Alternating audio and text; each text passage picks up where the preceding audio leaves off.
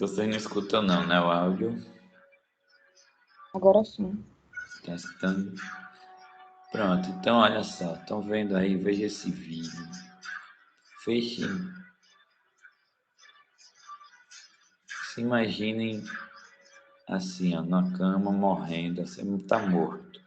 Imagina essa alma saindo de você, ó. Tá vendo? Imagine a alma saindo de você. E aí eu quero que vocês reflitam sobre isso, sobre essa alma saindo, e me respondam aí.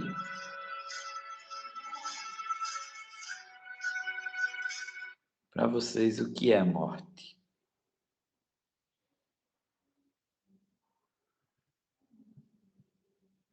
Quem me diz o que é a morte?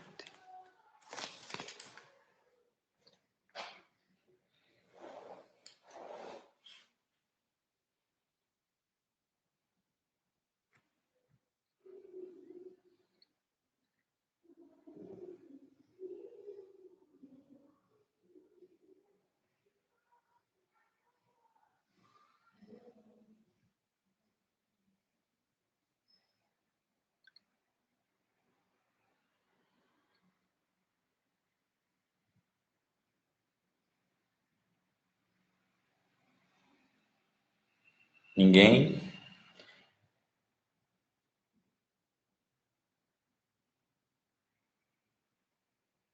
Ninguém me diz o que é a morte? Professor, é a perda de todas as funções fisiológicas do corpo do ser humano. Boa, boa, Bianca. É um bom, né? Uma boa forma da gente pensar. Já a Ana falou que é reencontrar as pessoas que a gente ama, né? É verdade. Agora vamos fazer o seguinte, para ficar mais fácil, seguindo um pouco até o raciocínio da Bianca. Aproveita aí, Bianca, e me responde.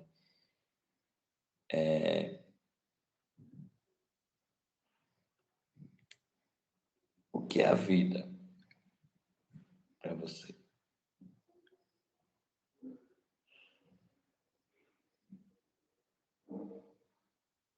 É mais difícil, professor.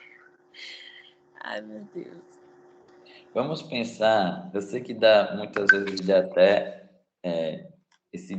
essa vontade, esse desejo de a gente discutir isso filosoficamente, e a gente ficaria aqui, cada um dando a sua opinião do que é a vida e o que é a morte, mas tenta descrever isso tecnicamente. Para a gente aqui, na medicina, no direito, né? Praticamente, o que é a vida? O que é a vida? Quando é que a pessoa está viva? Quando tem função cerebral, cardiovascular, pulmonar. Função cerebral, função vascular. Cardiopulmonar, no caso. Boa. Então, desse jeito, ficou fácil de você, de fato, definir a morte. Que é o que o Genival Veloso fala. Olha só, a morte é a cessação total e permanente das funções vitais, que são elas as funções cerebral, respiratória e circulatória. Tá?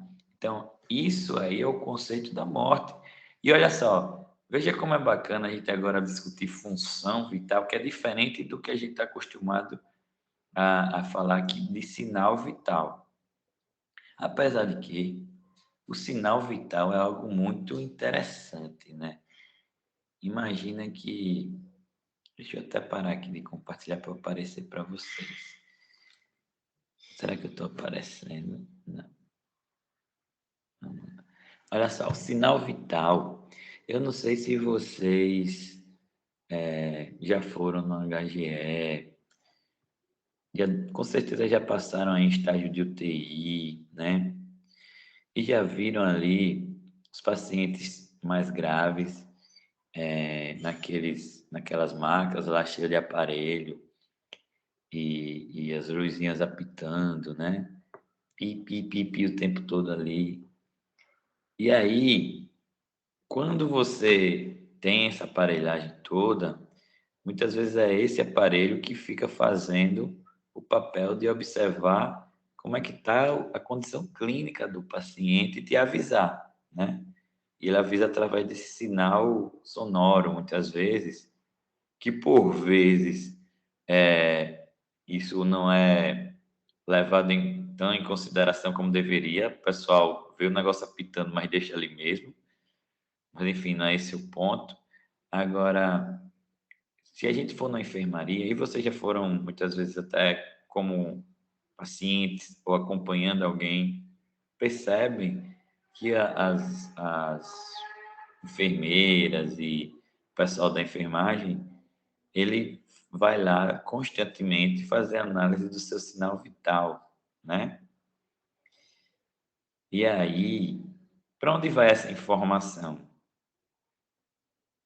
Ela anota lá quais são os sinais vitais, vocês lembram? Vocês já estão em P8, né? Quais são os sinais vitais? Pulso, temperatura, frequência respiratória. São 4: pulso, temperatura, frequência respiratória e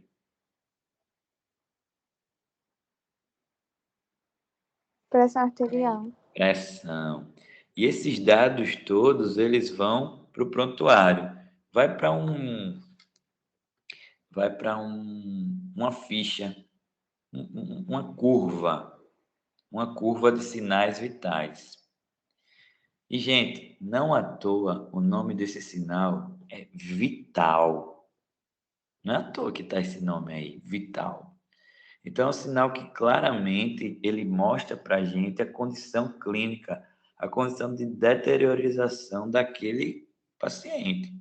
O camarada está com o sinal vital estável, você está tranquilo. Quando você olha para essa ficha de sinais vitais, a curva está lá alterando, caindo, significa que ele não está bem. Isso a gente muitas vezes desvaloriza na nossa prática clínica, né? Agora, sinal vital, um sinal simples, fácil, barato, extremamente útil na clínica médica. Extremamente útil. Então, você vê quando você fala de morte, né? E às vezes no começo isso fica muitas vezes parecendo algo meio macabro, né? Ou a gente não quer conversar sobre, mas nós na medicina vamos lidar com isso por, enfim, diversas vezes, né? Nossos pacientes, todos vocês aí, terão pacientes que vão morrer sob sua responsabilidade. A vida acaba e tem essa limitação. E a gente tem que discutir sobre isso, né? Então, esse sinal aí, quando eu estava na residência de clínica médica, que eu fiz residência de clínica, eu já comecei a lidar com a morte assim de uma forma diferente, além de ter os pacientes. Aconteceram algumas situações na residência que me aproximou. Hoje, eu olhando para trás, eu digo, caramba, né? Você nunca se imagina. Mas eu participei lá na residência da comissão de óbito do hospital. Então, todo hospital ele tem uma comissão de óbito que tem que ter, né? Aí o diretor nomeia lá quem vai participar de diferentes categorias e setores, etc. E essa comissão tem por obrigação, isso é obrigatório, investigar todas as mortes que acontecem dentro daquele hospital, para poder ver se está tendo algum erro, alguma falha, né?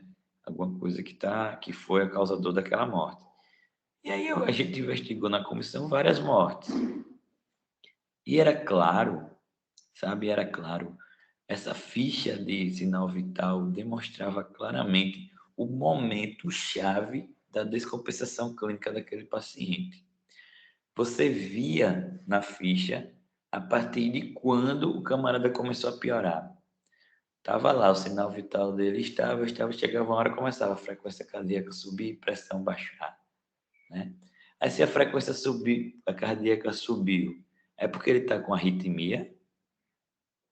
Essa interpretação que você tem quando você olha para um prontuário e vê que a frequência do cara está de 120, ele está com arritmia. É isso. Não, a frequência por si só não vai dizer que ele tá com arritmia. Não. Ele tá com taquicardia, né? E essa taquicardia, você vai interpretar como uma arritmia ou como o quê nesse momento?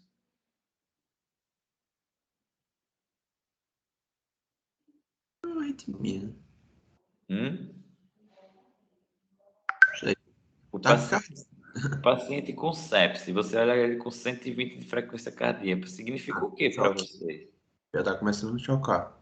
Ele está descompensando. Então, essa frequência cardíaca para você, ela é um marcador. Ela é um marcador de descompensação clínica, porque ele está aumentando a frequência para quê? Para compensar a vasodilatação periférica que ele está dali, né? Então, esse camarada está mostrando para você que está pior. Está mostrando na tua cara que está pior, sabe? E, no entanto, você percebe, quando analisava essas fichas, você percebia claramente que a ficha de sinal vital estava mostrando a deteriorização, mas quando você olhava para o prontuário, não havia nada descrito sobre isso, nenhum comentário. Você olhava na prescrição, não havia nenhuma intervenção nesse momento, nem pedido de exame, nem troca de medicação. Ou seja, a gente via claramente a falta de valorização desse achado, que é tão importante para a prática clínica, sabe? Então, eu gosto, às vezes, até de, nesse momento da aula, a gente valorizar isso, que o sinal vital ele é um grande colaborador, um grande marcador para a gente conduzir os nossos pacientes na clínica médica. E a gente, por vezes, não leva em consideração, é assim mesmo, a pressão dele é baixinha, mas ele é assim. Não é assim, cara. Assim, né? Tá apitando, mas é porque tá um pouco taquicárdico, mas é porque eu acho que ele tá nervoso. Não é. Vamos valorizar o sinal que é vital, e o nome tá aí por isso, tá?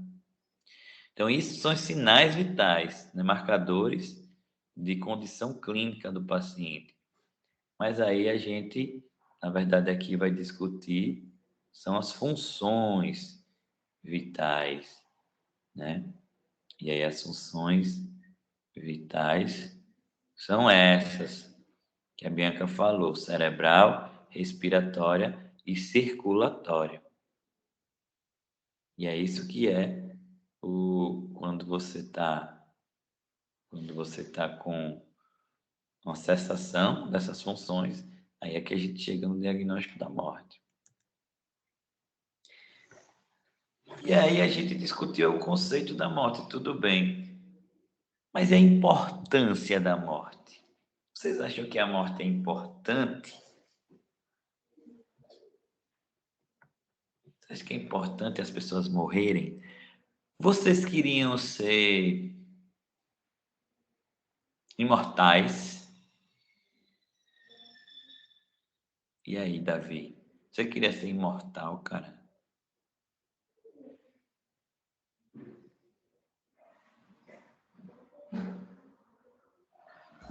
Ei. Me diga, já pensou sobre isso? Queria viver para sempre e tal, né? Será que a morte é importante para a nossa sociedade, para o nosso, né, própria existência, sabe? Geograficamente, sim. Pois é, olha só, esse livro é muito massa, que é sobre isso. Saramago, ele escreveu aí que nessa cidade, em um momento específico, acho que era 1º de janeiro, se não me engano, de um ano aí, nessa cidade, simplesmente ninguém mais conseguia morrer. Não se morria mais. E aí ele começa a discutir todo o contexto do se não morrer, né? E aí, cara, é muito bacana, porque imagino que você, quando acha que vai ficar imortal, você diz, eu não quero morrer, beleza. Mas você acha que você não vai envelhecer? Ou que você não vai sofrer um acidente? Ou não vai adoecer? Ninguém disse aqui que a pessoa vai ficar imortal e saudável, né? imortal e da carinha de anjo que você está aí hoje, do seu rostinho de 20 e poucos anos. Não, você vai envelhecer. Imagina que nessa cidade começou o pessoal ficar simplesmente a economia, enfim, tudo ficou ao redor, né? Exclusivo do cuidar das pessoas moribundas. Porque se as pessoas não morriam, elas envelheciam ao ponto de ficar ali acamadas, sem falar, sem mais nada, daquele jeito, mas que não morriam. Então as pessoas sofriam acidentes, ficavam lá sem cabeça, mas não morriam. E também precisavam de cuidados.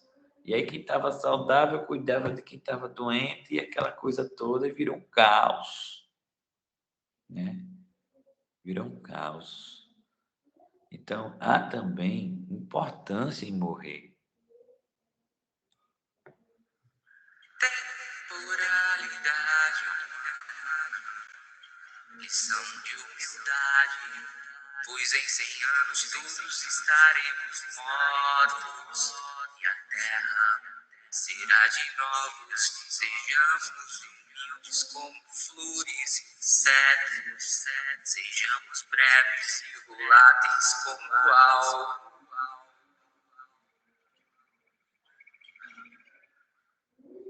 O grande, genial artista alagoano, na verdade nasceu em Santa Catarina, mas ele mesmo se considera alagoano, o Vado, ele fala isso, fala da temporalidade humana. Ele diz, uma lição de humildade, pois em 100 anos todos estaremos mortos e a terra será de novo, sejamos humildes. Olha só, pensem aí, gente, todo mundo, todas, olha o que eu estou te dizendo, todas as pessoas que você conhece estarão todos mortos daqui a 100 anos. Todos estarão mortos daqui a 100 anos, inclusive você. Pensa sobre isso. Olha como nós somos temporais, né? Olha como daqui a 100 anos será uma geração de pessoas completamente diferentes nesse planeta. Todas as pessoas serão diferentes. Daqui a 100 anos, que parece para a gente 100 anos um tempo curto, se você pensar historicamente. Mas para a gente, como vida, é a nossa vida inteira, né? Então, imagina como temos que ser humildes, como já diria Vado. Sejamos humildes para poder conseguir viver esses 100 anos da melhor forma possível, porque nós só temos eles, né? A gente é muito temporal. Então, imagina que a morte, ela é essa renovação, né? Então, o próprio Davi falou aí, geograficamente é impossível, claro, como é que daria?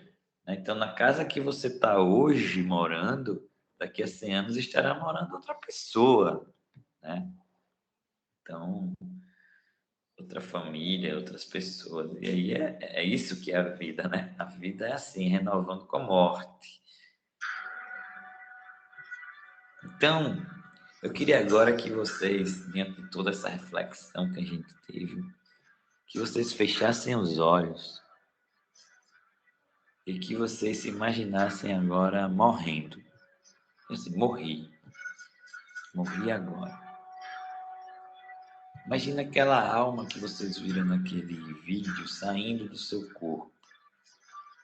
E eu queria perguntar para vocês, quando essa alma sai do seu corpo, que horas, qual é o momento que essa alma sai do seu corpo?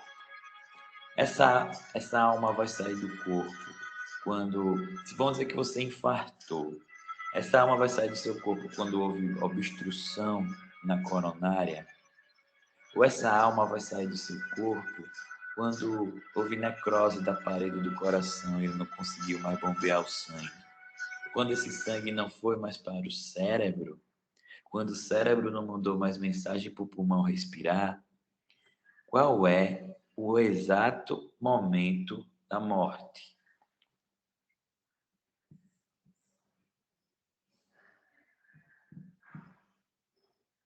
Qual é o momento que a alma sai?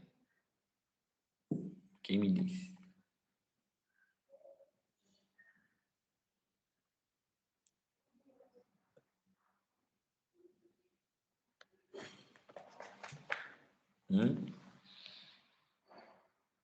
Professor, acho que está ligado ao cérebro. Quando o cérebro para de mandar a mensagem. Quando o cérebro para de mandar mensagem, é que aquela alma sai do vídeo. Eu acho que é. Professor, eu nunca morri, não. Eu não tenho como dizer. Eu não sei, não faço ideia. Pois é, Pedro. Então, olha só. O momento da alma sair, né? Eu também tenho a mínima ideia, porque a gente tem uma discussão muito filosófica disso aí, religiosa, né? Se tem ou não tem alma. Então, existe toda essa discussão. Agora, para o homem, é importante a gente saber o minuto da morte para a justiça, para a lei, para a medicina. É importante a gente saber o momento exato da morte. Vocês acham? Que situação médica, clínica, seria importantíssimo saber exatamente o minuto daquela morte. A pessoa morreu 8h37. Qual é a situação que eu tenho que saber isso para tomar minha conduta? Porque se a pessoa morre, eu estou na UTI. Morri, eu não morri? Morri 8h37, eu morri 9 horas, eu morri 10 horas. Vai mudar o quê? Se estou morto, é só olha lá, morreu, terra. Não preciso saber a hora que ele está morto. Ou preciso, em algum momento, saber exatamente a hora que eu estou morto.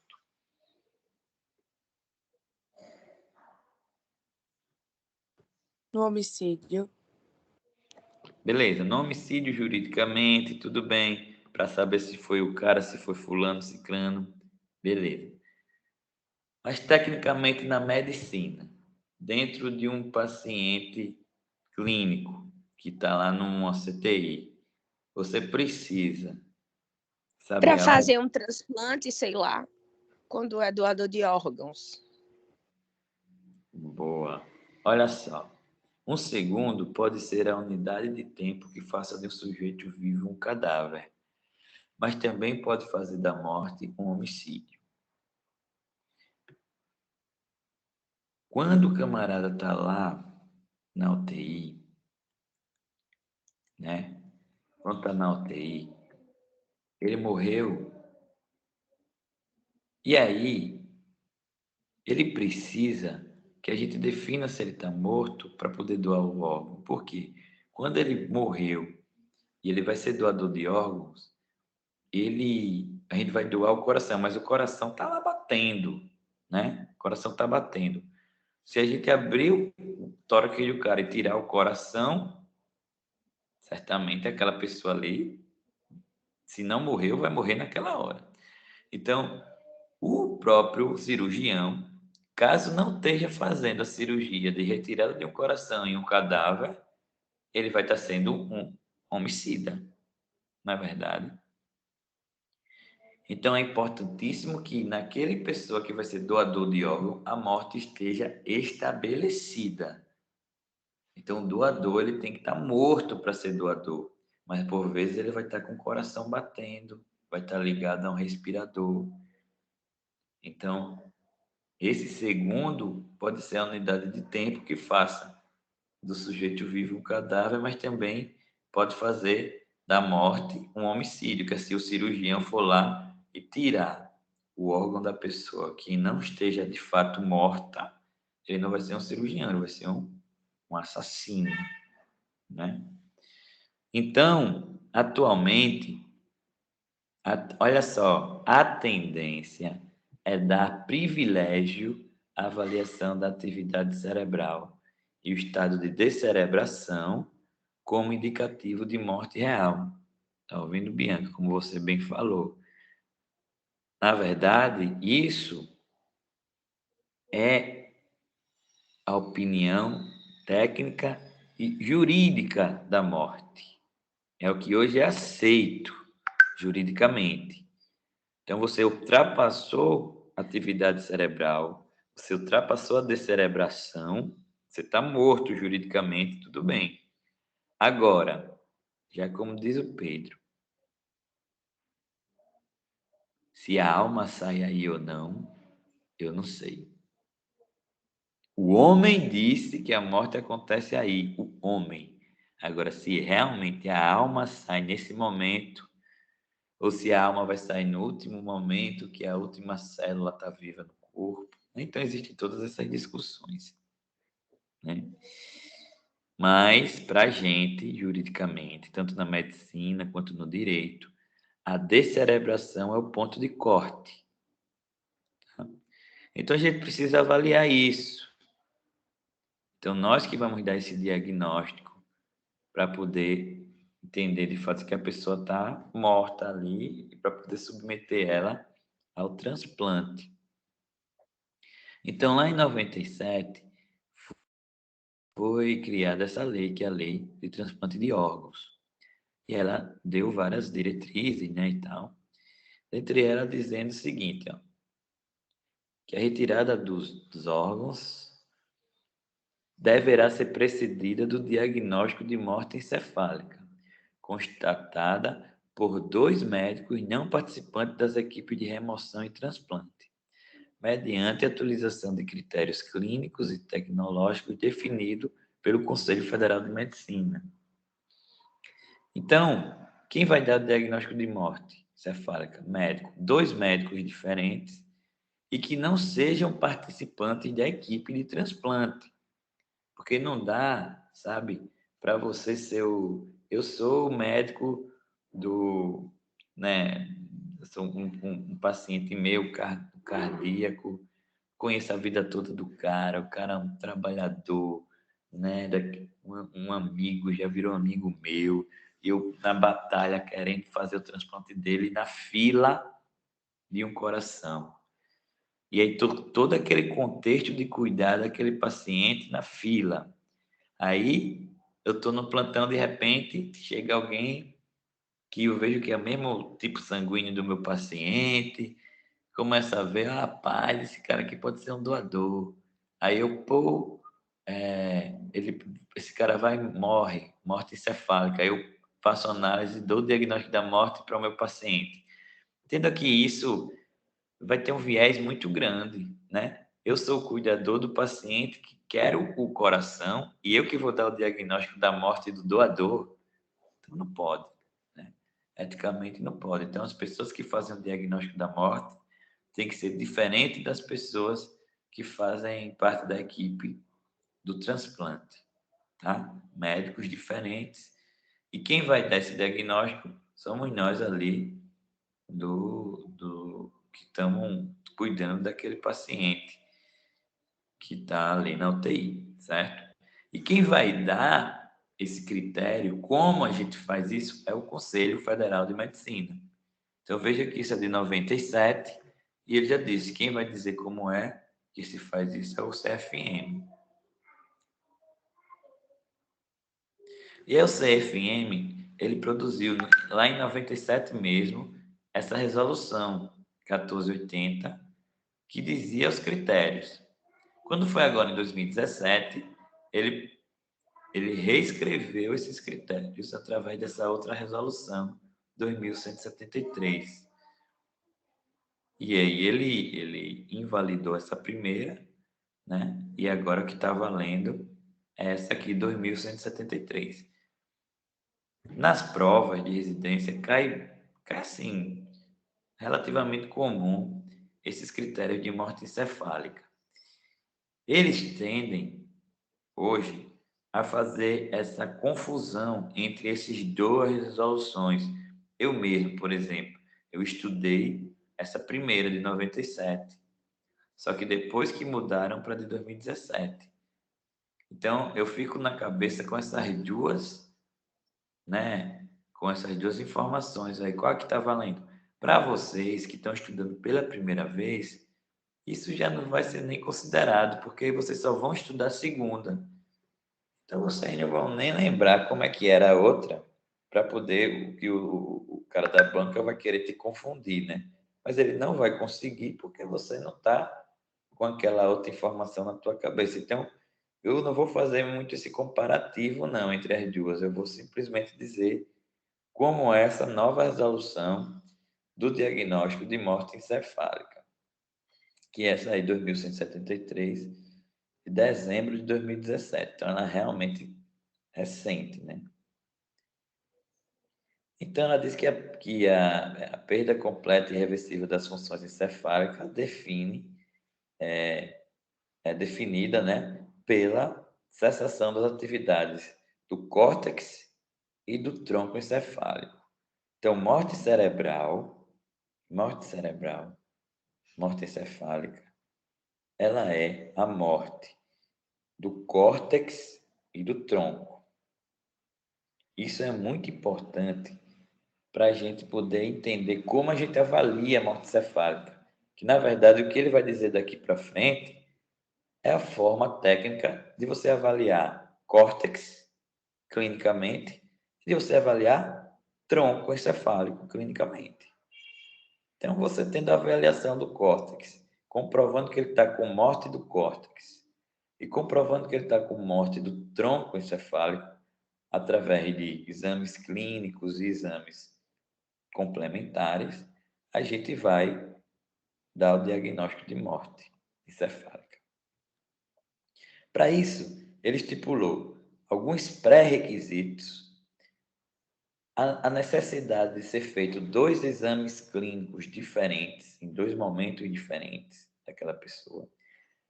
Tem um teste de apneia, que é quando você retira o respirador e vê se a pessoa fica lá sem respirar espontaneamente. E também é necessário fazer exame complementar. Então, é assim que a gente vai dar o diagnóstico de morte encefálica. Lembrando que na pessoa que está em morte encefálica, não é aquela pessoa que morreu no chão no acidente de trânsito, nem que levou um tiro na rua. A pessoa que entra em morte encefálica, ela está na UTI. Ela está toda ligada a aparelho, ela está com ventilador mecânico, normalmente, com droga vasoativa, ou seja, ela está com uma série de intervenções clínicas médicas que está deixando ela viva. A partir do momento que você retira essas intervenções, a pessoa morre.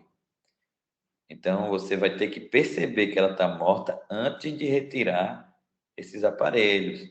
É porque os órgãos ainda estão vivos, mas o cérebro da pessoa está morta. Então, o paciente de diagnóstico de morte cefálica é o paciente de UTI, né? Então, vamos ter um exemplo.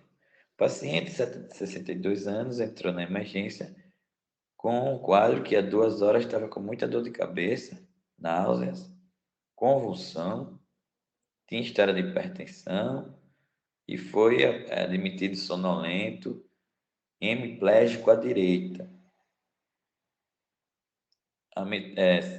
sem abertura ocular e com sons incompreensíveis. E decorticação. Esse era o quadro dele. Quem me diz o diagnóstico desse camarada? AVE. AVE. Quando o camarada entra com AVE, qual é a tua primeira conduta na emergência? O que você precisa?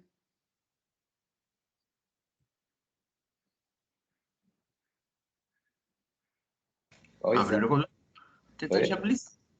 Qual exame que você solicita do AVE? Primeira coisa Um que você tem ATC. que... Oi? Acontecer. Um ATC. PC. Para quê? Para descartar o AVE hemorrágico. Você tem que Hemorrágica. saber se é isquêmico ou hemorrágico. A primeira coisa que você tem que pensar, porque as condutas são completamente diferentes, não é isso? Então, Isso. você faz desse cara aí, é o que você vê. Esse é um isquêmico ou hemorrágico? Hemorrágica. Hemorrágico, Hemorrágico. muito sangue, muito edema, desvio, né? Veja aqui, ó, ele diz aqui, os ventrículos tudo dilatado, inclusive com herniação de úncus, ou seja, uma lesão extensa, hemorrágica, que você está vendo o que é, tá? Então, esse é o quadro.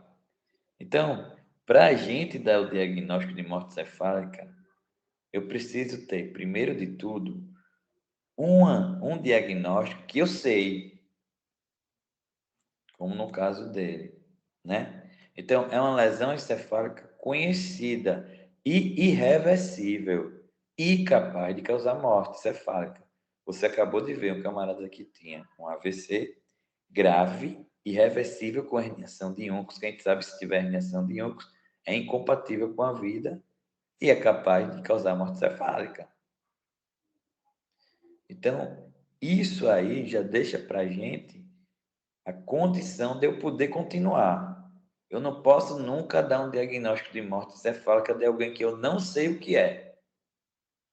Entenderam? Então, eu preciso que esteja claro o diagnóstico daquela causa de morte cefálica ali. Precisa saber o que é. Primeiro pré-requisito. Outro pré-requisito. Ele não pode ter outros fatores, outras doenças, que possam confundir o diagnóstico. Certo? Por exemplo, o cara tem um distúrbio hidroeletrolítico. Aí ele está lá, inconsciente, porque ele está com hiponatremia. Então, isso vai confundir o meu exame. Ele tem que estar com os eletrólitos estáveis. Ele tem que estar com a questão ácido básico estável. Não pode estar com... A pessoa, o camarada está lá, que acabou de tomar um monte de diazepam, você vai dizer que ele está com morte cefálica? Não, ele está com intoxicação. Então, isso vai mudar totalmente o teu exame. Então, você precisa que não tenha nenhum outro fator que pode confundir esse diagnóstico. Do mesmo jeito, é questão de temperatura. O cara com hipotermia pode confundir o teu diagnóstico, ele vai estar simulando um quadro de coma, quando que, na verdade, é um coma reversível, né? E, obviamente, você não pode estar dando para ele nenhum tipo de medicação, por exemplo, de tubação, esse neurobloqueador, para poder você dar o diagnóstico de morte cefálica. Então, você vai estar também atrapalhando o quadro clínico do paciente. Então, você tem que confirmar que não tenha outros fatores tratáveis que possam confundir o teu diagnóstico. E, por fim, esse camarada tem que estar nesse hospital por pelo menos 6 horas. Não pode ser assim que ele chegou. Ele chegou, você pode até achar que está em morte cefálica. Você vai ter que esperar 6 horas para poder observar esse período mínimo aí, tá? Agora, quando isso é no bebê, que o quadro é encefalopatia hipóxico-isquêmica, né, questão de recém-nascido, aí você vai ter que ficar lá observando esse recém-nascido por 24 horas. E aí a questão da temperatura normalmente e da pressão, que na verdade isso aqui é para dizer o quê? A pessoa tem que estar com estabilidade de sinais vitais, estabilidade clínica. Não pode ser o camarada instável clinicamente. Então, está com saturação boa, tem que estar com a temperatura normal, tem que estar com pressão normal. Senão, ele não vai. Se esses parâmetros estiverem alterados, eles podem ser um sinal de que tem outra condição clínica que está aí comprometendo a tua avaliação.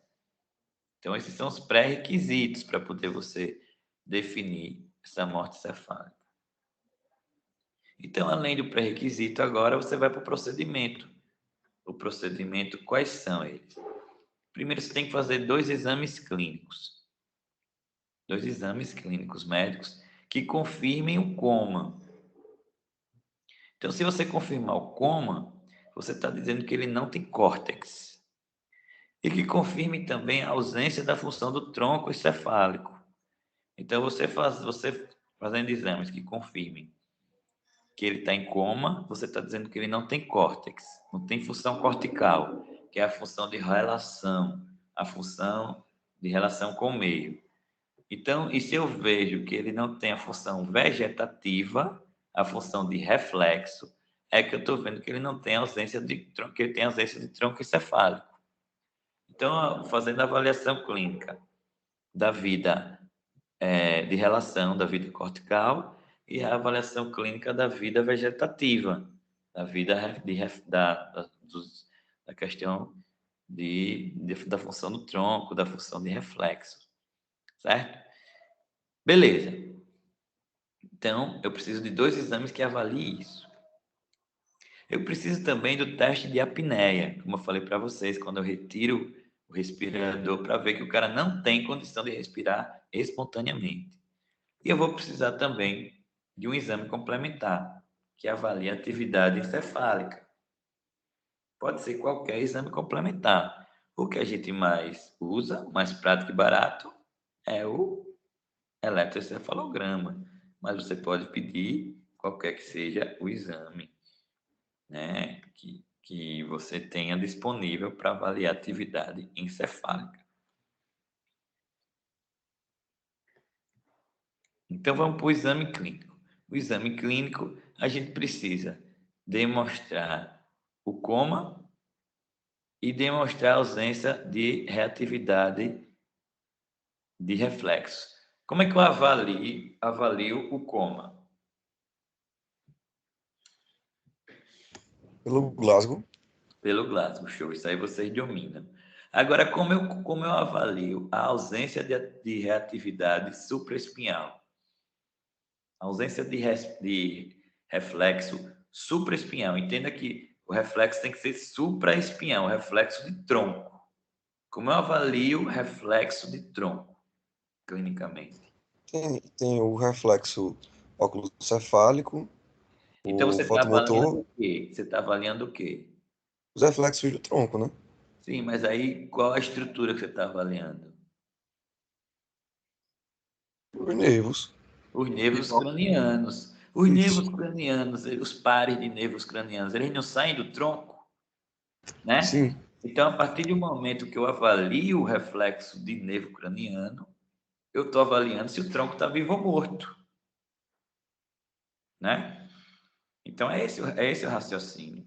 Então, eu vou avaliar par craniano.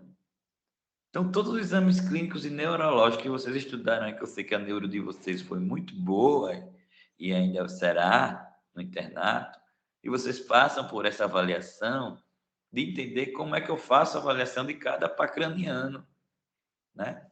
Como eu avalio, por exemplo, ó, o par do nervo craniano, o reflexo fotomotor, que eu avalio o nervo óptico, o nervo oculomotor, e assim o córneo palpebral, eu avalio o trigêmeo, os olhos de boneca, né, que é o óculo cefálico, eu avalio o vestíbulo coclear, oculomotor, troclear abducente, o vestíbulo calórico eu avalio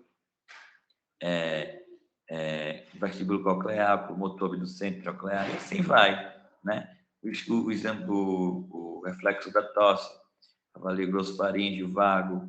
Então, você faz esses exames clínicos neurológicos de par craniano para ver a viabilidade do tronco encefálico. Se o cara tem reflexo, ele não está com o tronco morto. Mas se ele não tem esses reflexos, significa que ele está com morte de tronco. Ou seja, eu avalio o córtex através do Glasgow, através do exame de coma, e avalio o tronco através dos reflexos supraespinhais. Não adianta a gente avaliar um reflexo infraespinhal, que é o reflexo medular, porque eu não estou avaliando o tronco, estou avaliando medula, né? Beleza. Lembrando que esses exames têm que ser feitos por 2 médicos e que cada um desses exames tem que ser de médico diferente. Só que esse médico, ele não é qualquer médico clínico do plantão. Ele tem que ser um médico capacitado para isso. Ou seja, ele precisa ter acompanhado pelo menos 10 determinações de morte encefálica ou ter feito um curso específico para isso, como diz a própria resolução. Além disso, ele diz que um desses dois médicos, ele tem que, além de ser capacitado, deverá ser médico intensivista ou neurologista ou emergencista. Agora, ele sabe que, diante da nossa realidade do Brasil, se não tiver, tudo bem, desde que seja médicos capacitados. É bom que seja, mas se não for, tudo bem. Agora, no mínimo, eles têm que ser capacitados. Então, não é qualquer médico. Por isso que existe em todos esses grandes hospitais uma equipe de diagnóstico de morte cefálica. Já existe um grupo, normalmente são desses especialistas que a gente vê aqui, ou intensivistas, ou neurologistas, que vão fazer parte do grupo. Quando há uma suspeita de morte cefálica, aí eles são chamados para poder ir lá no hospital dar esse diagnóstico. E aí tem um intervalo entre esses exames, porque não são 2 exames, como a gente falou. O intervalo é o seguinte: quando a criança tiver menos de 2 anos, vai mudar esse intervalo. Ele vai mudar dos 7 dias, né, até 2 meses. A gente vai precisar ter 24 horas entre o primeiro e o segundo exame. Dos 2 meses aos 24 meses, né, os 2 anos, serão 12 horas do primeiro até o segundo exame. Agora, acima de 2 anos e o adulto, o tempo de espera entre o primeiro e o segundo exame é de 1 hora, certo? Então, abaixo de 2 meses, ou entre 2 meses e 2 anos, né? A gente, entre 7 dias e 2 meses, a gente vai ter 24 horas, e entre 2 meses e 2 anos, a gente vai ter 12 horas. Tá bom? E o teste da apneia, o teste de apneia, ele vai ser feito só em um desses 2 exames, ou no primeiro ou no segundo. Ou o primeiro médico faz, ou o segundo médico faz. Não precisa ser os 2. Só basta um teste de apneia. Tá? O que ele vai querer saber? Ele vai querer saber se há ausência de movimento respiratório quando o camarada tiver em hipercapnia, ou seja, com a PaCO2 acima de 55. Tá? Logo, obviamente, a gente vai ter que excluir as outras causas, etc., que a gente não pode confundir. Então, esse teste de apneia, você vai colocar o paciente lá na FO2 de 100% durante 10 minutos. Aí faz um agaso para ter com a PaO2 maior que 200. Tira o tubo. Você tira o tubo, bota o cateter de O2, 6 litros por minuto e espera. Você vai esperar entre 8 a 10 minutos. Se ele tiver instabilidade hemodinâmica, obviamente você vai interromper. Se ele tiver saturação menor que 70, você interrompe.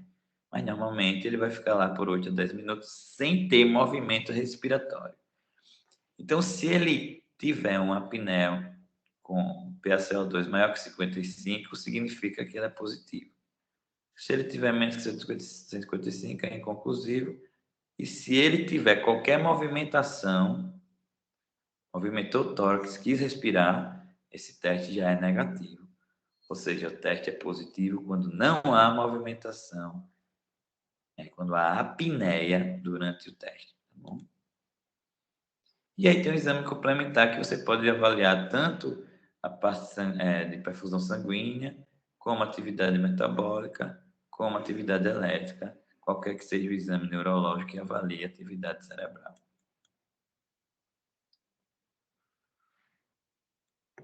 E aí, se você tiver alguma situação, por exemplo, às vezes a morte cefálica é por trauma, né? E aí você vai dizer, olha, não consegui determinar tal exame, você tem que fundamentar, porque tal reflexo não pode ser avaliado por causa de alguma situação específica. Quando você dá o resultado, esse exame clínico e o resultado do exame complementar, obviamente, vai ter que ser registrado e tem um termo específico para isso na própria resolução, para você preencher. Normalmente, nesse tempo entre um exame e o outro, é o tempo que o médico usa para poder conversar com a família. é importante esclarecer o familiar que ele está em morte encefálica, ou que ele está fazendo procedimentos para morte encefálica, né? Então, para o diagnóstico de morte encefálica, isso tudo tem que ser conversado de uma forma responsável. E a DO vai ser preenchida com a hora e a data do último exame que foi feito. Se o último foi o clínico, é nessa hora. Se o último foi a apneia, é nessa hora. Se o último for complementar, vai ser nessa hora.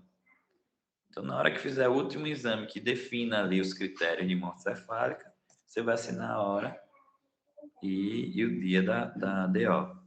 Agora, se for uma causa externa, gente, eu vou colocar de novo na próxima prova a questão de DO e aviso logo. E olha só, 2 casos em 15 dias para cá.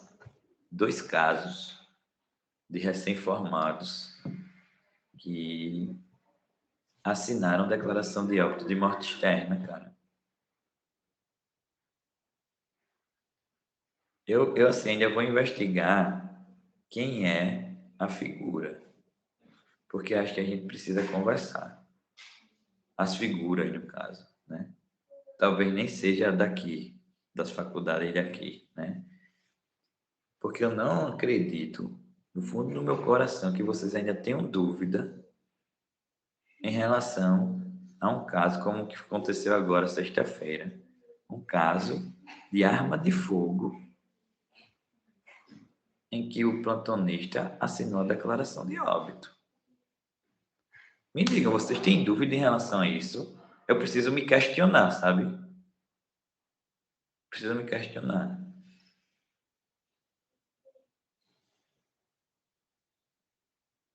Vocês têm dúvida em relação a se uma arma de fogo deve ser assinada Não, Não, professor. Não. por você ou pelo IML? Me diga. Não é? Eu realmente estou aqui transtornado. Eu acho que isso aqui, a minha visão, é que a gente tem que evoluir essa discussão para o Conselho de Medicina, né? A gente tem que começar a chegar nessas pessoas, porque isso causa um transtorno absurdo, né? O camarada tem que ter responsabilidade na hora de decidir se assina ou não assina uma DO. Tem que levar a sério essa discussão, né? E aí, quando for causa externa, independente se ele for doador ou não, a gente vai mandar para o IML. Você tira o coração, tira o que quiser do cara, depois o resto do corpo que ficou vai para o IML, para o IML fazer a DO, como é qualquer caso desse. Lembrando da história do médico não poder participar da equipe de transplante, o que está dando diagnóstico, né? E lá nessa mesma lei de 97, que define, né, que o CFM é quem vai dizer o que é, ele também diz o seguinte, que quem vai autorizar, vocês lembram, algum de vocês podiam, porque às vezes na turma tem até gente, tem os mais novinhos, mas às vezes tem alguns que já fizeram outras faculdades, então já são um pouco mais maduros, né? E tinha uma época que a gente tinha que colocar na carteira de identidade se era doador ou não, né? E veja que isso foi mudado em 2001. A partir de 2001, quem decide se você é doador ou não é a família. É a família. Então é importante que vocês conversem com as suas famílias e digam se quer ser doador ou não quer, porque é a família que vai decidir, né? E aí a gente, como médico, às vezes fica numa situação que é importante de se discutir. Imagina, você está no plantão na UTI e a pessoa está lá e você vê que ele tem todo o histórico e possibilidade. Como é que a gente vai acontecer? Chegou aquele caso lá que a gente botou no começo, do camarada em morte encefálica.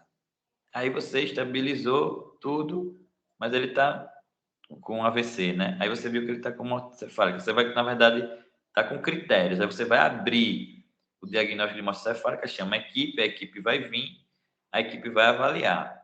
Faz o exame clínico. Quando ele fez um exame clínico, pode fazer até um complementar. E aí diz o seguinte, eu acho que ele vai estar, só estamos esperando dar o tempo para fazer o segundo exame. Aí você vai conversar com a família. Diz, família, seu fulano aqui tem critérios de morte encefálica, ele pode ser doador de órgãos.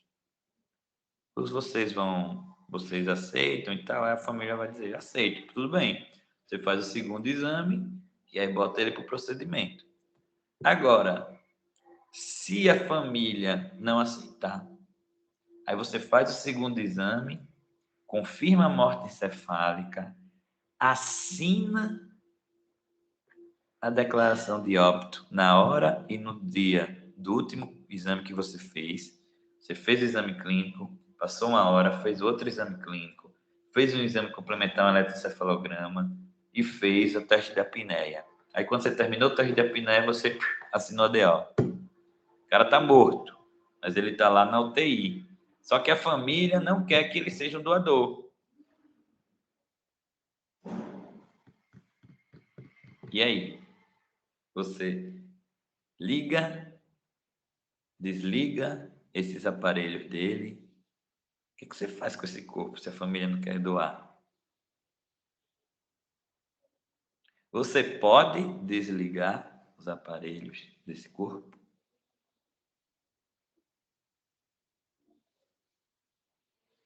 Que imagina que Juridicamente, sim, professor. Ele está morto. Eu acho que tem que ter o consentimento da família, mas eu não tenho certeza não. Também acho. Olha só, existe aqui uma resolução de 2007 que fala justamente disso, da legalidade e do caráter ético da suspensão dos procedimentos de suporte terapêuticos.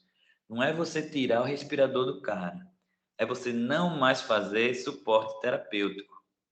Por exemplo, ele precisa de hemodiálise, aí você não vai fazer mais hemodiálise.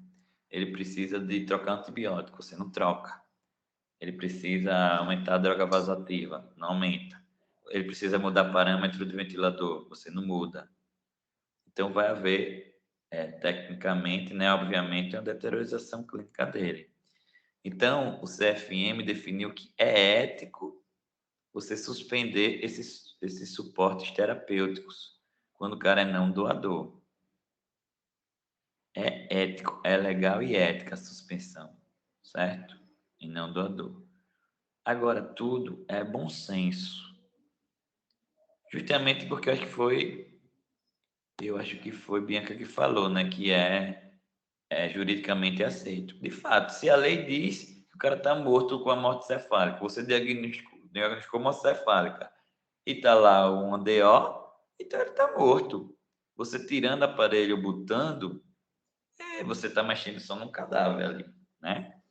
Agora entendam que a gente tem que ter bom senso, porque quem definiu que a morte encefálica é o critério de morte foi a lei.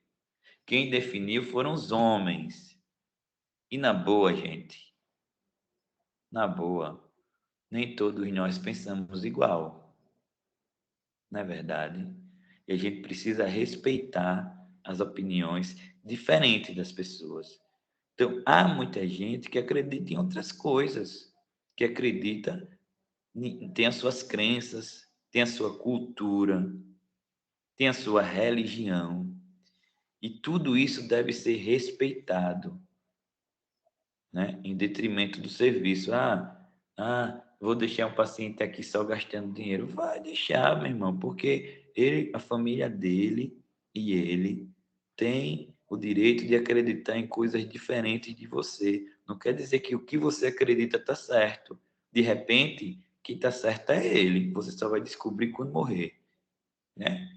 Então a gente precisa ter essa condição de bom senso na hora de estar na frente de uma situação dessa.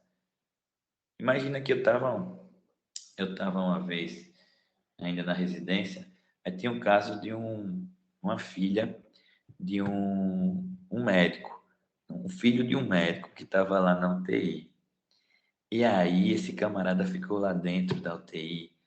Esse filho tinha sofrido um acidente, era jovem e estava lá, o TCE, tudo. Aí depois de um tempo entrou no critério de morte cefálica. E esse médico ele não saiu da UTI, nenhum minuto que o menino estava lá dentro. Comia e dormia lá dentro. Ele não era da UTI, mas ele conhecia o pessoal, ficou lá o tempo inteiro. E aí, quando o menino entrou no critério de morte cefálica, foram conversar com ele sobre doação. E ele disse: Não, eu não quero porque meu filho está vivo. Eu estou vendo que ele está vivo. Ele vai voltar. Eu acredito em Deus e etc, etc.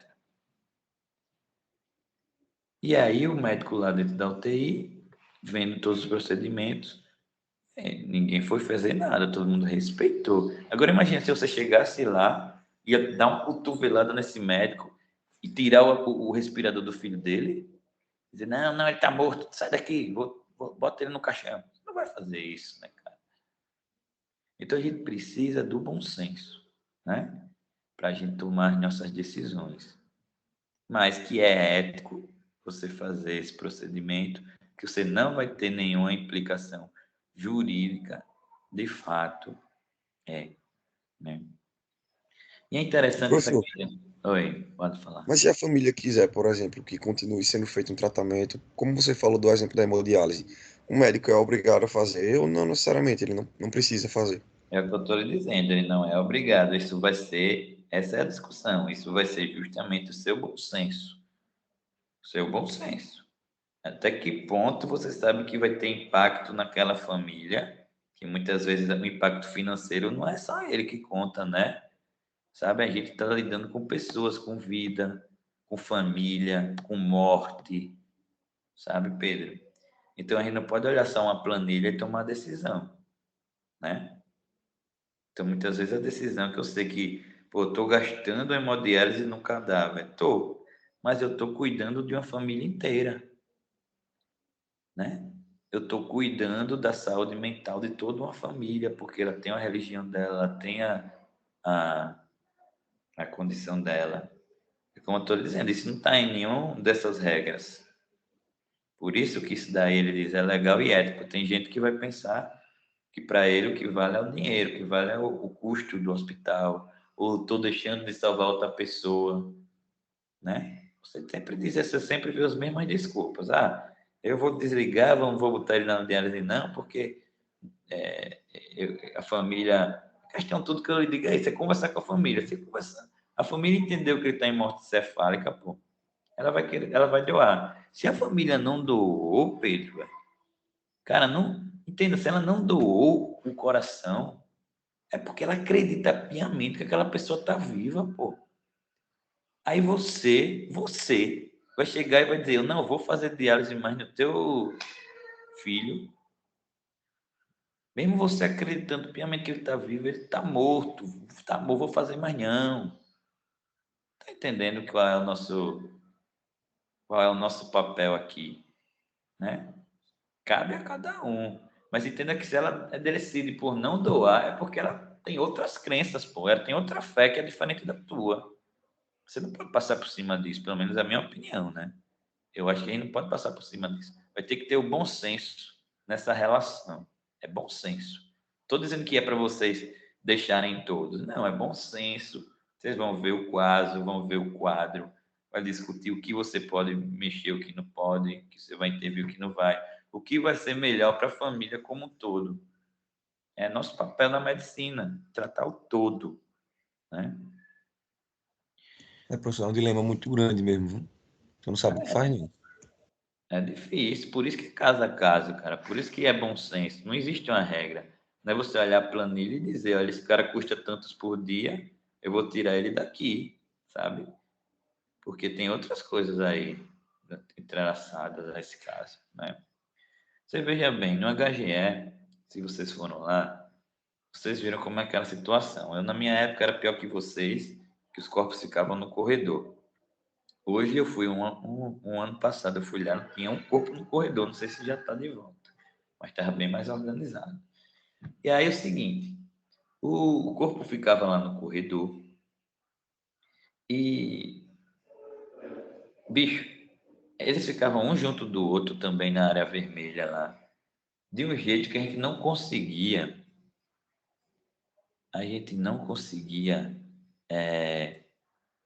examinar o paciente de lado dele. É o seguinte, quando eu ia examinar o paciente, eu puxava a maca assim.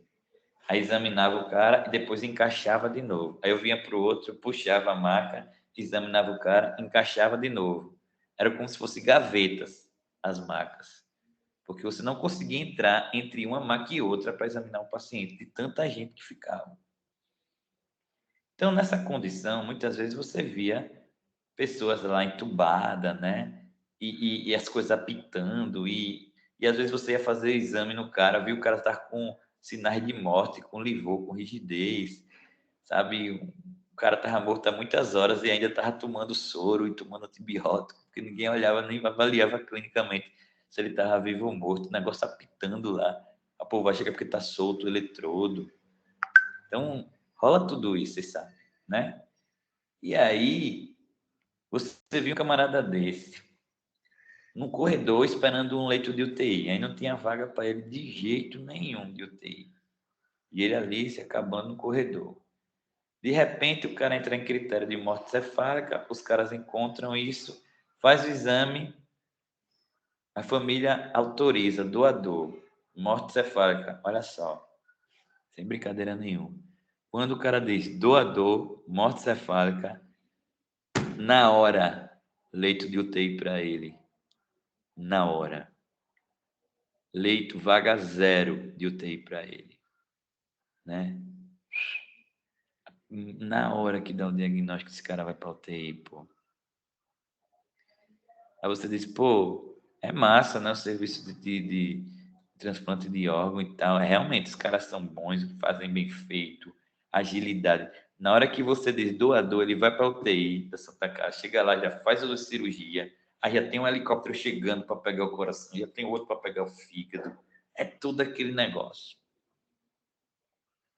Agora veja, como esse cara, ele só teve valor para o sistema depois de morto, né? Porque antes de morrer, ele estava no corredor sem vaga de UTI. Só foi morrer que até helicóptero para pegar os órgãos dele veio. Mas essa é a realidade do Brasil, né? Não que eu acho que o transplante não tenha que ser, não tem que ser bom, tem que ser e é muito bom. Agora também deveria ter esse tipo de tratamento para quando o cara ainda está vivo, né? Então, esse é o diagnóstico da morte. Então, a gente já hoje conceituou a morte, discutiu o que é a morte, discutiu a importância da morte e a gente diagnosticou a morte, né? E agora a gente vai dizer a sua classificação. E aí, existe uma classificação importante que é a classificação jurídica. Classificação, gente, é colocar em classes, né? Eu pegar uma coisa e construir classes para poder botar ela lá. Então, precisa ter um critério. Então, o critério aqui é jurídico. Eu estou classificando a morte em relação à causa jurídica. Existem outros tipos de classificação de morte. Agora, em relação à causa jurídica, a morte ela vai ser classificada em morte natural e morte violenta. Quem faz esse diagnóstico? O juiz, né? O delegado é um diagnóstico jurídico. Então, a causa jurídica da morte natural, que é a morte morrida, a gente já discutiu lá na hora do DO, que é isso que está dando problema atualmente. A gente está se mobilizando aí para ver como é que a gente vai resolver. E, inclusive, assim, uma das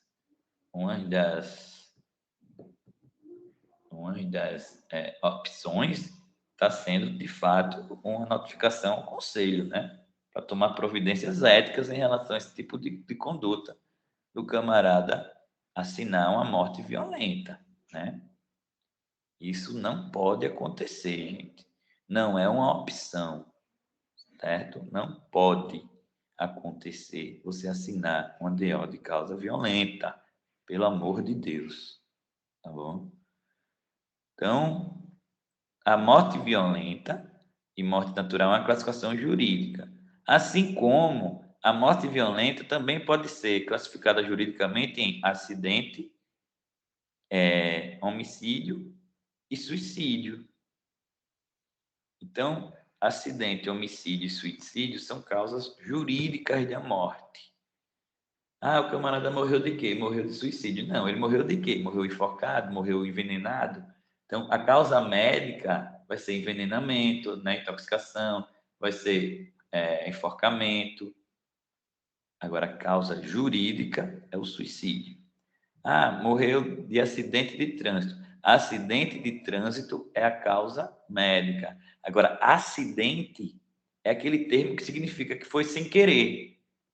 Então, esse termo acidente é jurídico. Ou se alguém matou o outro, que é um homicídio, é um termo jurídico, classificação jurídica. E aí a morte suspeita, que é o que está no limbo, né? Que muitas vezes não tem como definir, também é uma classificação jurídica. Essa morte suspeita normalmente é que vai para o ML junto com a morte violenta. Então tem aqui, ó, camarada que era aquele de asfixia, com livor no membro inferior, com uma marca de laço no pescoço. Qual é a causa jurídica dessa morte aqui?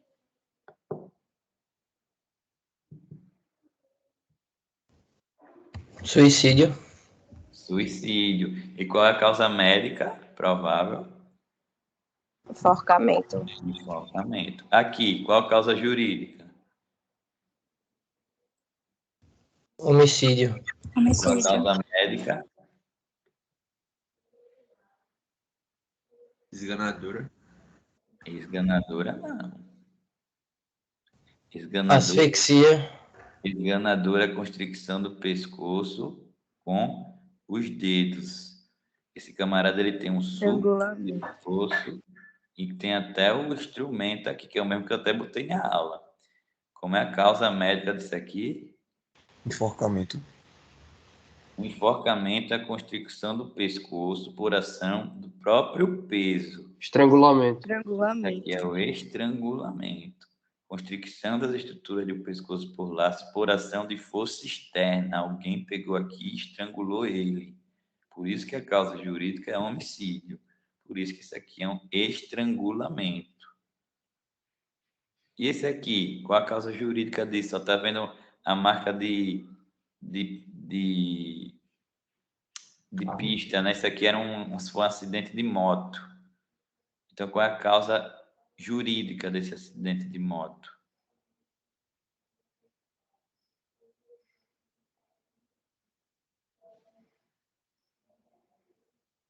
Você falou sobre acidente de trânsito, né? Não sei se encaixa aí, mas creio que sim. Homicídio, suicídio ou acidente?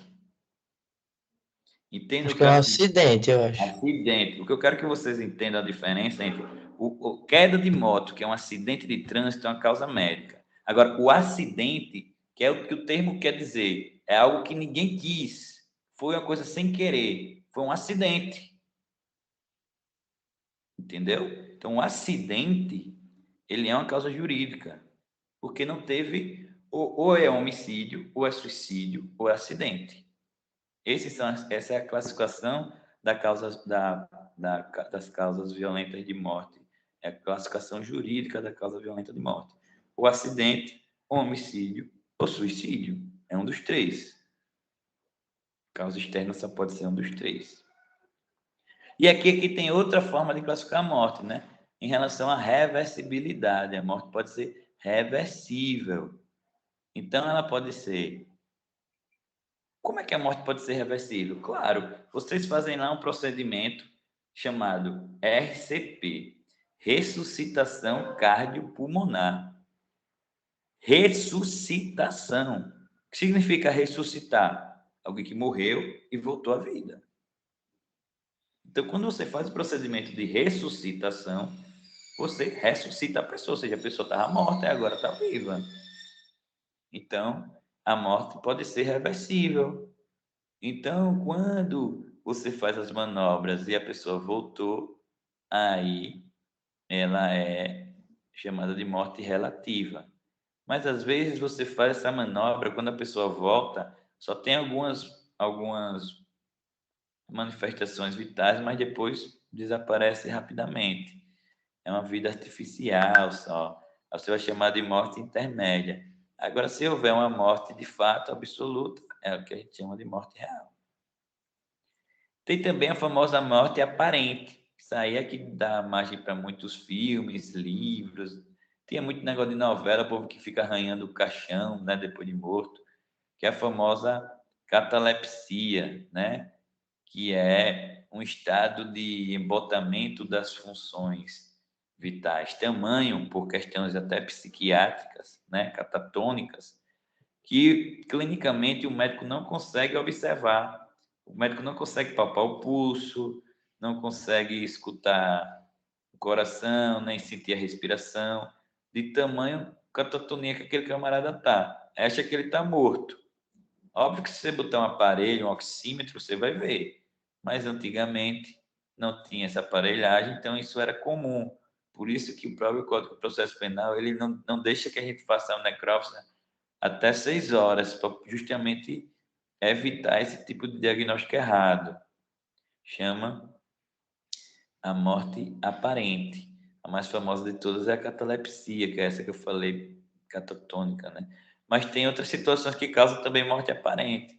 A própria asfixia, intoxicação por medicamentos e outras drogas, a fulguração, que é o choque por energia de raio, né?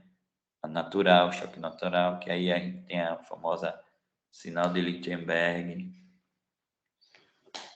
E agora, para a gente finalizar hoje, a gente vai discutir os destinos do cadáver. O cadáver vai para onde? Qual é o segmento disso, né? Esse é o caminho normal, o caminho natural da nossa cultura. Esse aí é um cemitério do IML. Na verdade, não é do IML, né? Da prefeitura, que a gente caminha os nossos corpos. Mas veja como isso a gente está tentando organizar, mas como isso é, Deus nos acuda, né? Os corpos ficam aí muito, de fato, mal organizados nessa situação. Eu lembro que quando fui andando por aqui, isso aqui eu tinha um corpo que estava sendo enterrado recente, no dia que eu estava. E essa região aqui, eu disse, por que você não enterrou ninguém aqui? Que enterrou aqui, não enterrou aqui. Ele falou, não, porque aqui no meio tem corpo.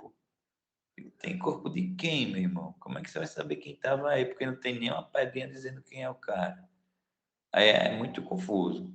Mas esse é o caminho natural que a gente vê na nossa cultura, que é a inumação. Inumar é enterrar as pessoas. É o caminho normal, né? Exumar é desenterrar. Então, a exumação, ela tem várias situações. A exumação pode ser por conta de questão jurídica. Eu lembro que o caso do PC parece que foram 9 ou foram 11 exumações. As pessoas, os juízes mandavam tirar o corpo para outros peritos avaliarem. Exumações judiciais. Mas também pode haver a exumação administrativa, que é aquela exumação que o próprio cemitério faz. O cemitério, ele, de 3 em 3 anos, o corpo enterra hoje. Daqui a 3 anos, o próprio cemitério chama a família, tira os ossos para colocar numa gaveta, num ossário. Então, isso chama exumação. Tirou os ossos, colocou no ossário, guardou no ossário, e aí deu espaço para renovação, para poder ter mais gente que vai precisar daquele lugar para enterrar. Então, com 3 anos, há essa exumação administrativa. Mas existem outras formas de destino do cadáver. Olha esse daqui, lá do Tibete, né? Ó, lá do Tibete. É um processo de... Olha como é que eles fazem. Existem esses xamãs, que são esses representantes culturais aí, preparam o corpo para poder haver a cerimônia. Eles preparam o corpo para ver a cerimônia.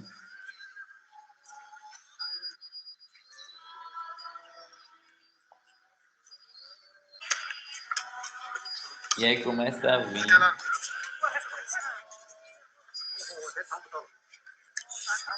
os abutres.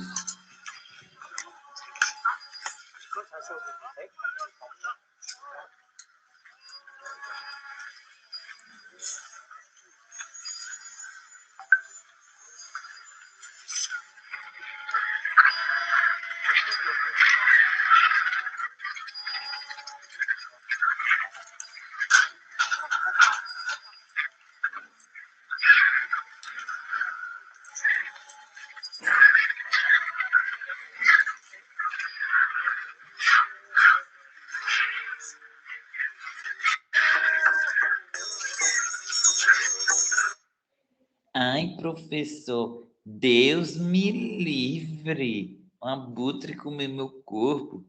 Gente, isso é a cultura do Tibete.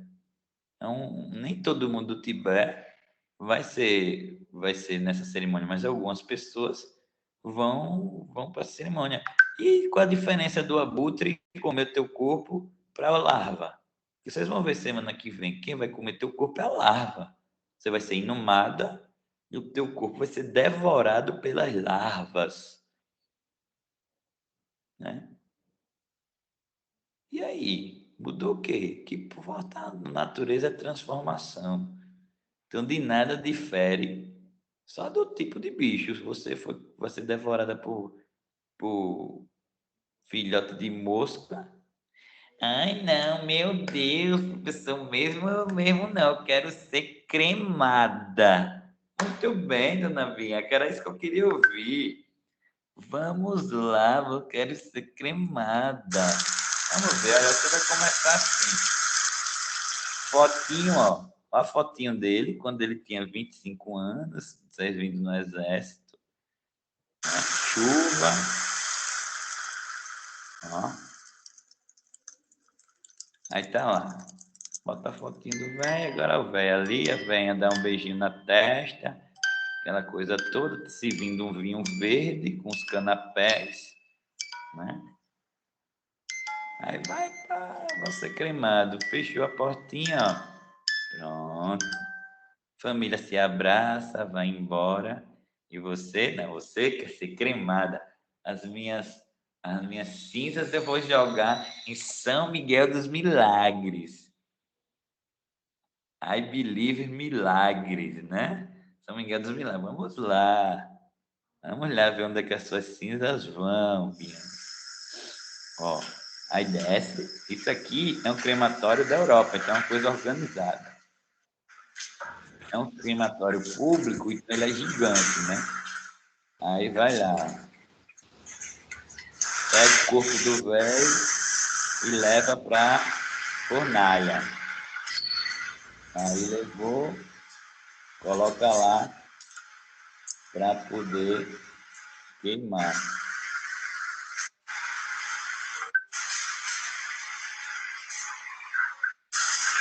Ó, colocou lá. Liga o fogo, olha, o velhinho ali tá tudo bem.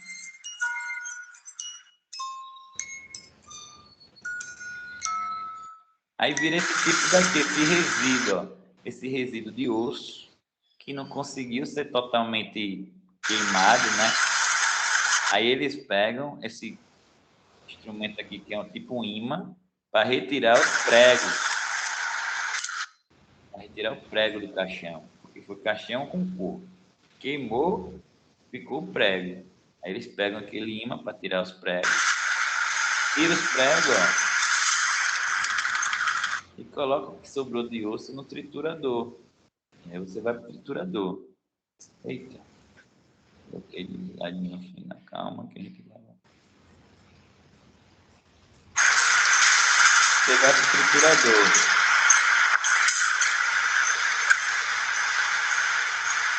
Liga o triturador.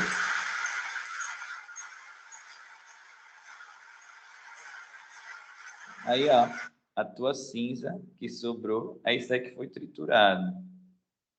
né? Muito bem. Dá um nozinho.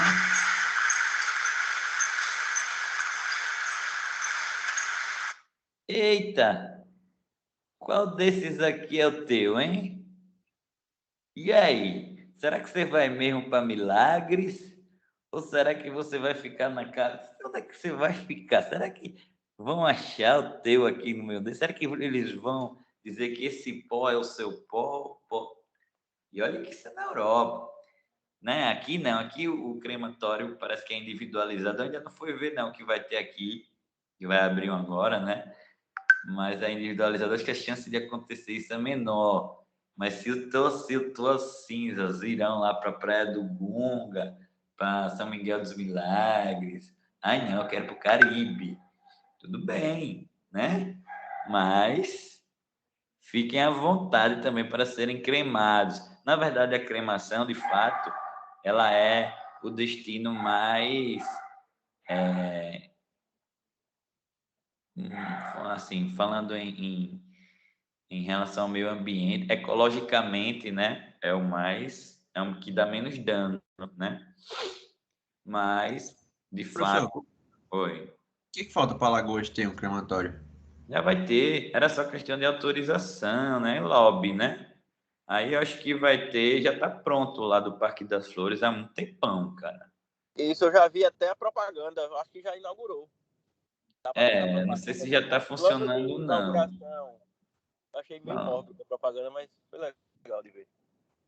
mas estava tudo pronto já há um tempão. Desde que que abriram aquele cemitério novo ali no Bento Bentes, é lá o crematório.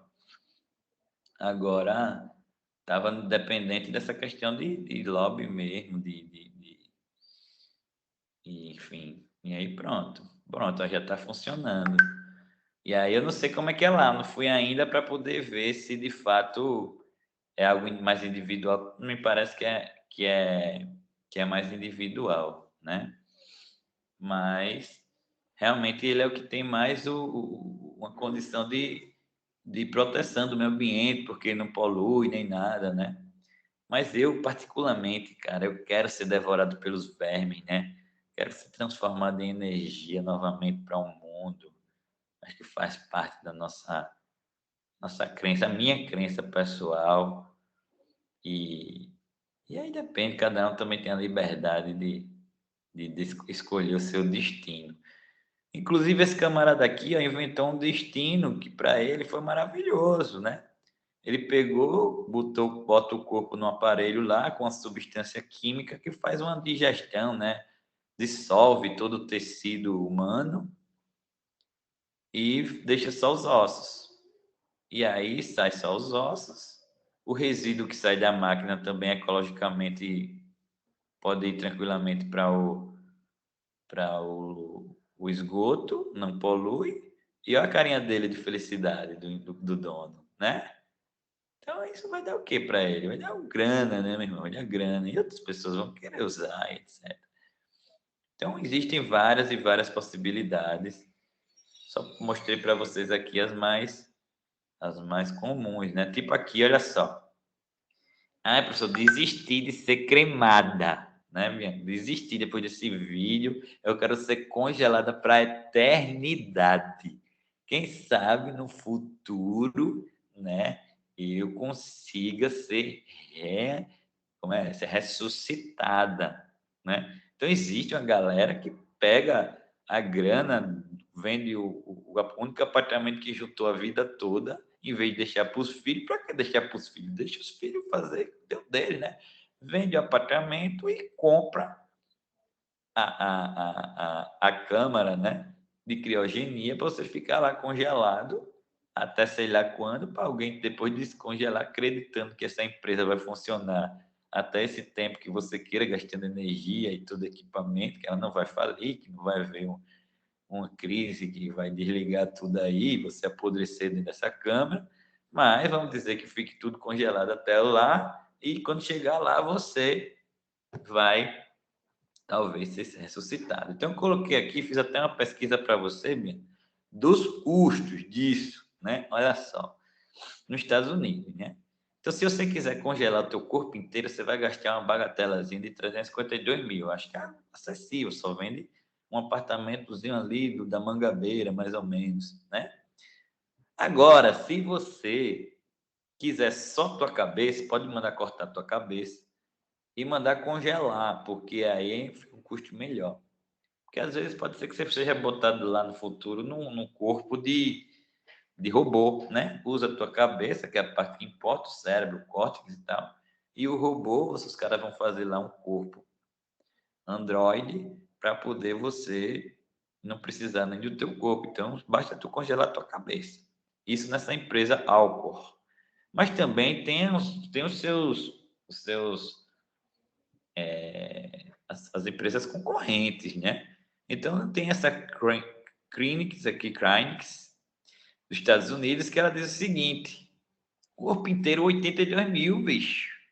Olha que precinho maneiro. 82 conto, basta o carro. Basta vender o carro. Se você quiser congelar o teu pet, 17 mil, né? Agora sim, eu não sei, mas a gente quando olha que uma empresa cobra 352 mil, outra cobra 82 mil, você nunca vai querer congelar teu corpo nessa de 82 mil. Você vai dizer, pô, bem que eu devia ter congelado na outra, porque essa aqui não fez o serviço direito, né? Então tem essa possibilidade também de fazer a criogenia, né? Que é outro destino possível. E esse destino aqui, que é o destino mais famoso por vocês, mais perguntado, que gera dúvidas, inquietação, que é a famosa doação dos corpos para anatomia, né? Professor, como é que os corpos chegam aqui? Porque os corpos aqui do Sermac é tudo esculhambado, só não dá para ver nada. Tanto, como é que esses corpos chegam para doar? Existe lá em 92, o Itamar Franco fez essa lei, que é a lei da doação, ó, dispõe sobre a autorização do cadáver não reclamado para fim de estudos, pesquisa, outras providências. E aí, o que é que acontece?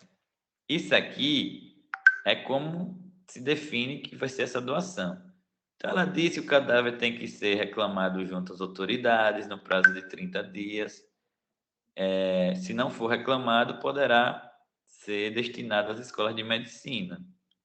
Então, o cadáver fica lá no ML. 30 dias ninguém reclamar, poderá ser destinado à faculdade.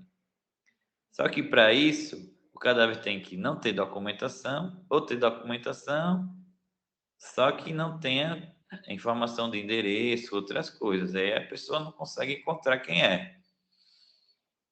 Agora vai ter que publicar no jornal, durante pelo menos 10 dias, a nota. E se for não natural, vai ter que ter necrópsia. Só que na prática a gente não doa no não natural, né? Só doa natural. Porque se tiver ação criminosa, não pode ser para doação de estudo. Então tem que ter todas essas informações. E aí, beleza. Aí a lei está assim. Espera 30 dias, não sei o que, tudo bem. Mas e como é que vai ser aqui? Quando o IML pega esse corpo, ele dá para quem? Dá para o FAO? Dá para o SESMAC? Dá para a UNIT? Antigamente, que só tinha o FAO e um CISAL, os professores eram os mesmos, da UFAO, da UNCISAL e do IML. Então, os caras faziam toda essa gestão. Hoje, com o surgimento das outras universidades, e esses professores mudaram, né? Nem estão mais no IML e nem estão mais nessas faculdades, ou seja, teve a necessidade de atualizar essa situação. Então, hoje foi criado em 2019, que foi criada uma regulamentação estadual para poder dizer como é que essa lei vai ser implantada. Então, foi criada uma comissão estadual do óbito, de doação de corpos. Aí tem membros de todas as universidades dessa comissão, e aí o ML ele dá para a comissão, que a comissão estabeleceu, que é o FAO que recebe primeiro, organiza e depois distribui uma sequência igualitária, né? Então, Se definiu isso. Então, isso está acontecendo normalmente, e daqui a algum tempo vocês vão perceber uma melhoria nesse tipo de situação.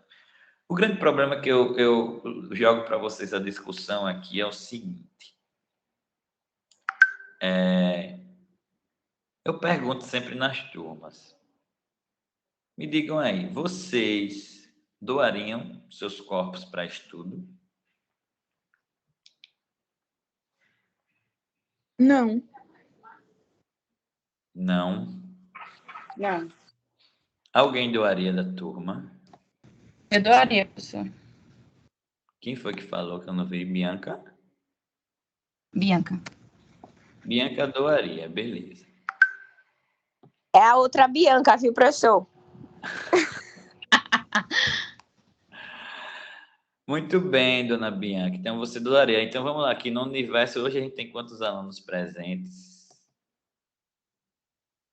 Deixa eu confirmar aqui. No universo de 41. 40 presentes fora eu. No universo de 41, porque eu também não doaria. 41. Um doava. Bianca. Pô, beleza. Agora, imagina o que é só a Bianca doou, que tem né, esse entendimento bacana. E aí, Bianca, me diz uma coisa. Você doaria o teu, mas você doaria também o da tua família, assim, próximo? Tua mãe, tua avó? Professor, eu acredito que não, porque eu já conversei, por exemplo, com meus pais, conversei e eles não se interessam em doar, entendeu? Então, Você eu respeita, respeitaria a né? opinião deles, Concordo com você, absolutamente. Então, a gente tem que, de fato, respeitar. E vocês acham que é isso que essa lei está fazendo? Respeitando a opinião? Porque imagina que esse cara que não tem identificação ou ninguém foi reclamar, ele é um cara completamente excluído, né, da sociedade enquanto vivo, marginalizado enquanto vivo, né? Imagina, esse enquanto vivo já está desse jeito. Imagina depois de morto. Depois de morto, é muito fácil pegar esse cara e doar o corpo dele. Mas tu perguntou se ele quer? Daqui. Não, a gente está reafirmando a indignidade, né? Que ele sofreu já na vida sofreu. inteira. Não é verdade? Exatamente. Né? Verdade. Então para o Estado, é muito fácil pegar esse cara aí, chamar ele de indigente e doar. Então, eu não concordo com essa lei, sabe? Eu acho que a gente tem que, de fato, na nossa vida prática, sempre questionar. Mesmo é uma lei de 92, mas eu questiono. Não está certa. Porque isso é fácil para o Estado. Agora, veja, de 40 aqui, a gente conseguiu um.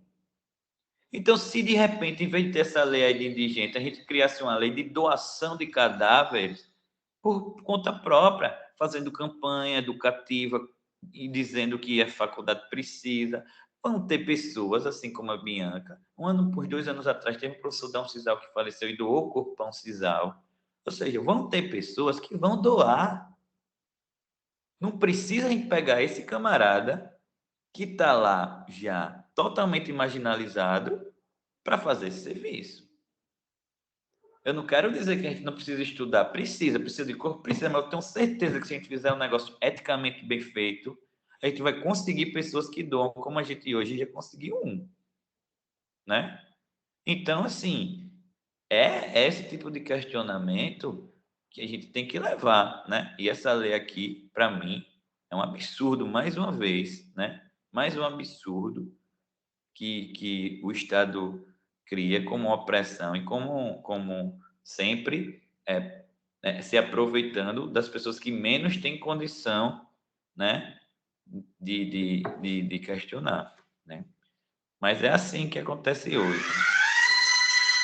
Beleza? Então foi isso, pessoal. Uma boa manhã a todos. Eu sei que vocês adoraram a prova. Vamos Vamos conversar. Na verdade, esse semestre, já conversei com o Eduardo, eu vi que as notas foram né, não tantos 10 como foram nas outras provas. Mas assim, achei legal porque vocês de fato fizeram a prova. Acho que a gente tem que se ajudar. Como eu falei para vocês, no semestre passado a gente teve que estudar uma mudança na estratégia da prova, porque teve várias pessoas que fizeram a prova em menos de 1 minuto. Eu terei os prints, eu tenho todas essas informações, né? Então, menos de 1 minuto, o camarada fez a mesma prova que vocês fizeram. Foi a mesma prova, eu só mudei a forma, assim, né? Mudei em vez de ser uma só certa, botei várias certas, aí mudei uma besteira de uma alternativa ou de outra. Mas foi as mesmas questões, ou seja, a mesma complexidade, né? Todo mundo tirou 10 da outra turma e pessoas que fizeram a prova em menos de 1 minuto, nem leram a prova. E o que a gente percebeu nessa nova forma de fazer a prova é que vocês, de fato, fizeram a prova, leram, né? E aí a gente pode se ajudar. Então, a ideia é o seguinte, essa unidade a gente vai fazer a prova vai valer 8 e a gente vai fazer uma atividadezinha no final. E aí a gente só está pensando em qual, para ficar uma coisa tranquila para vocês também. E que seja útil. Não adianta fazer um resumo, uma coisa que não seja útil para ninguém, né? Tem que ser algo útil para vocês e para a gente. E aí, valendo essa pontuação, beleza? 2 pontos a mais para dar uma ajudada nesse sentido. E a gente faz e dá mais tempo para a prova, faz menos questões e dá, sei lá, 1h30 para 8 questões dessa. Tá bom? Então, Professor, Professor, Essa prova só não foi uma de Deus nenhum. dúvida. Ô, professor, uma dúvida. A gente fez uma prova integrada, sabe? Que vale meio ponto em todas as sim. matérias. A Lila me passou isso na quinta-feira. Eu que não tinha visto, porque foi no e-mail institucional.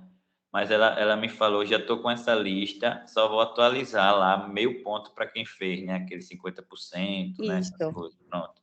Só que eu não posso fazer isso só porque já fechou o sistema. Então, eu vou mandar para ela uma tabela para ela poder colocar no sistema. Aí vai demorar um pouco, mas eu já estou sabendo e vocês podem contar com esse meio ponto.